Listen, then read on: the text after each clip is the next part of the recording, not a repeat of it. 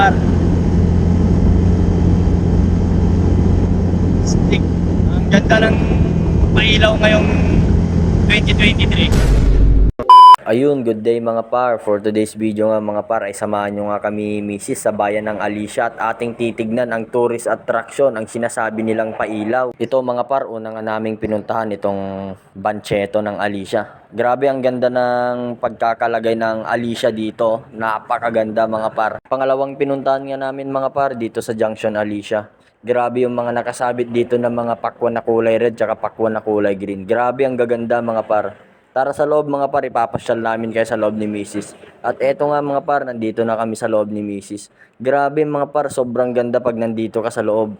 Para ka bang nasa puso ko, joke lang, hindi para kang nasa ibang lugar. Yung lugar na ikaw lang ba yung nakakaalam ay. Hindi, joke lang. Basta napakaganda dito sa loob mga par, punta na kayo dito, promise. At ayun, nilalamon na tayo ng mga gandang pailaw dito sa Alicia mga par. Ano pang hinihintay nyo mga par, punta na kayo dito, now na.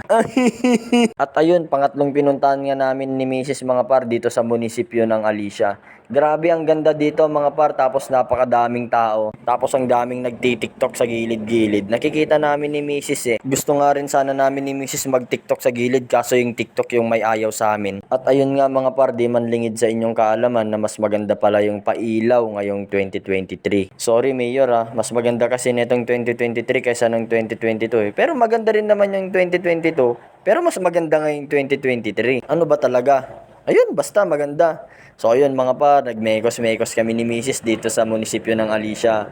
Grabe, ang ganda talaga mga par. Parang gusto naming bumalik dito gabi-gabi. At ayun mga par, pang-apat na pinuntahan namin ni Mrs. dito sa PTU. At pang-lima mga par, sinunod namin dito sa simbahan ng Katoliko ng Alicia. At ayun mga par, hindi rin lingid sa inyong kaalaman na dito rin ako nag-aral ng high school dito sa School of Our Lady of Atocha. Tapos si Mrs. dun sa Villa Domingo ang adanan, no? Paano kaya kami nagkakilala?